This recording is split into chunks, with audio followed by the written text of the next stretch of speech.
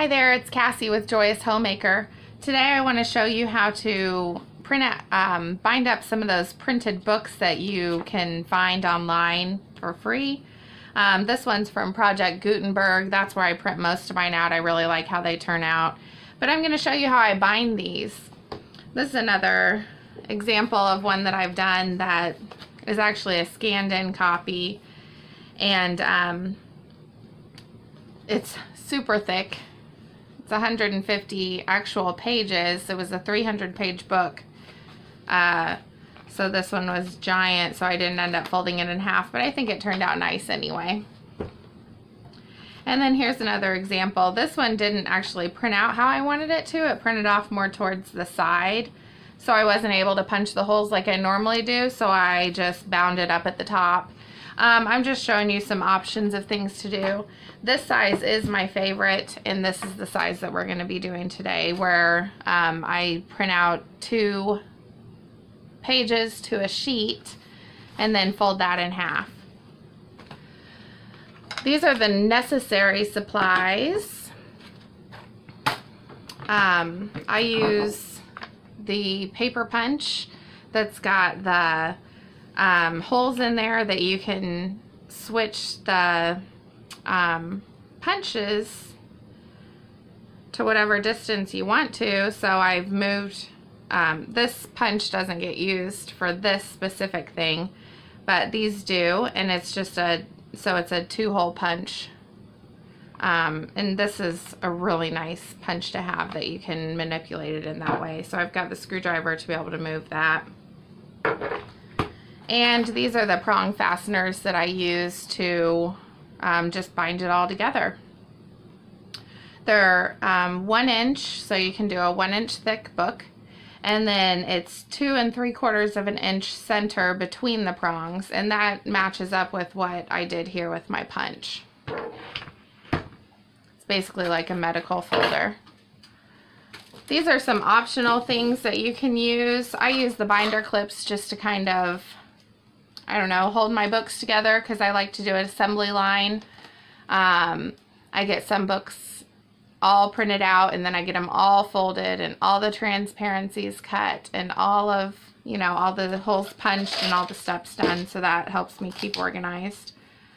I've got duct tape like I used for the spine, scissors to use to cut the transparencies down. I use transparencies on the covers mainly because I have them. I've picked them up at a thrift store at some point in time, and they're just really nice. They add a nice cover to it. It makes it just more stable, and I just really enjoy it. So let's get started.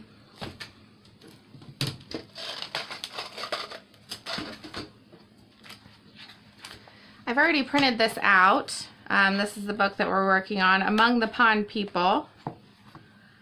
It's a wonderful little nature story. I love nature stories for my kids, for homeschool. I love everything about nature. So I'm just taking the transparency and I'm folding it in half. A paper trimmer would be great for this, but nobody in my family seems to know where mine is right now.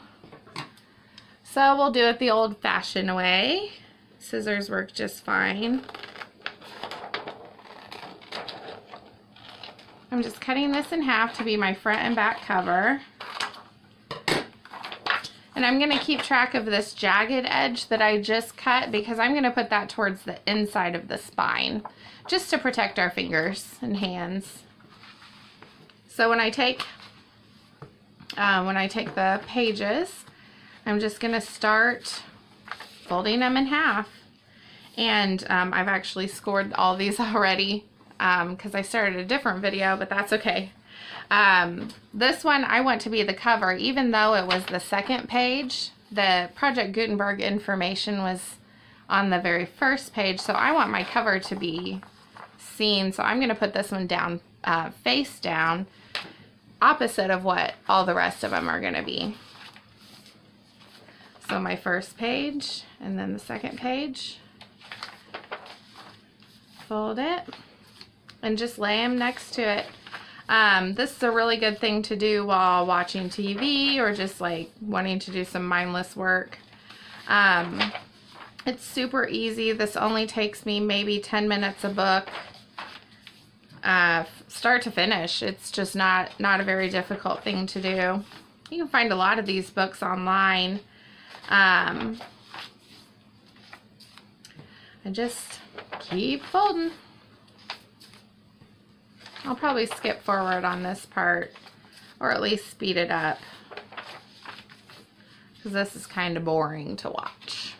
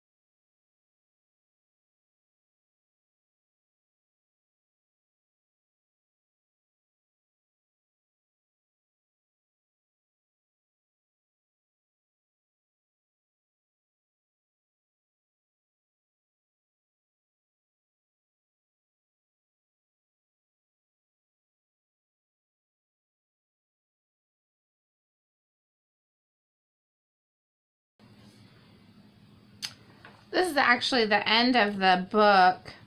The rest of it is just all their legal information. So I'm going to make this my last page. And the rest of this is just trash. It's just not necessary. I'm not going to be selling this or trying to make any money off of it in any way. So I'm just going to toss it. So here we go. Here's the book. I'm going to try and smooth out the edges a little bit here. Just kind of make it nice. I'm sure people have bone folders that you could use, but I just use whatever tools are near me.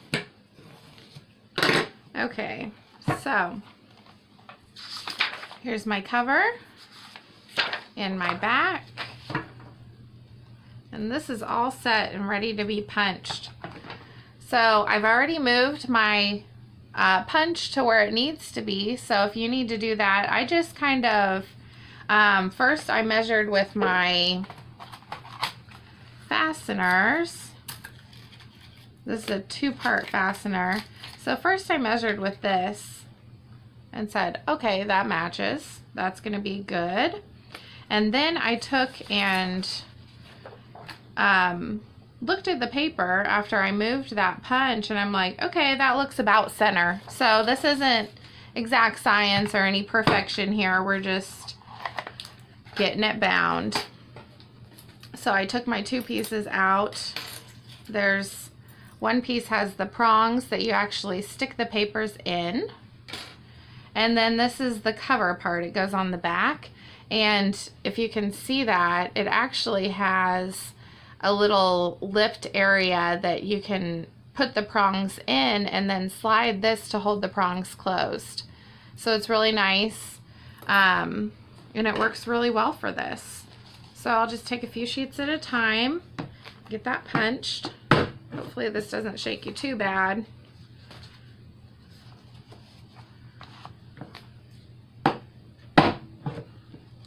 Hoping my camera stays in place, but we'll see.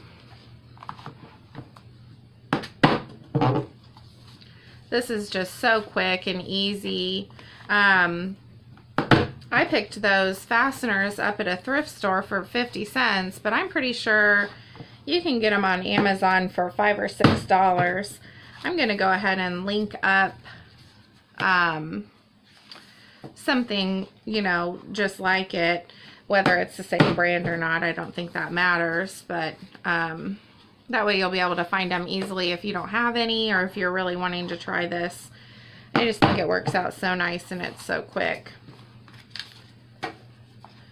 Instead of the transparencies, if you don't have any or can't find any, you could also use just cardstock that you cut down, or just an additional piece of copy paper really would give just something. Maybe if you take a piece of copy paper and fold it in half and glue it, that would be a little stability for that cover. and protect your book. So I just put the prongs in, and now I'm going to put the top part on, and it just slides right on there, and I'm just going to push this prong down and slide right over just to keep that closed. Same thing. And now, since we're using this for our homeschool and it's going to be put on the shelves and taken down over and over again, I'm sure, through the years, I'm going to cover this with duct tape. I want this to be held nice and tight. I don't want it to pop open and my kids take the books apart, or whatever kids do, you know. You never know what they're going to end up doing with stuff. We try to love on our books, but that doesn't mean my 1-year-old will, you know. Okay.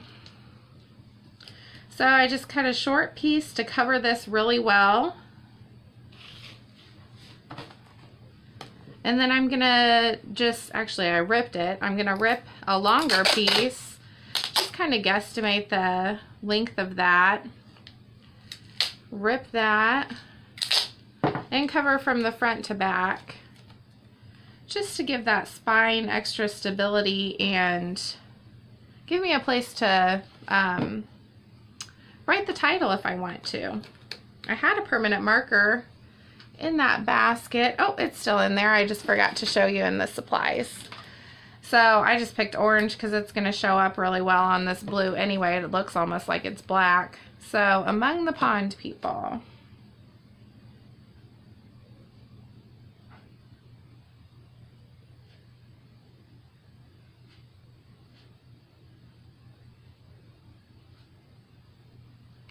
So you see, it's super easy,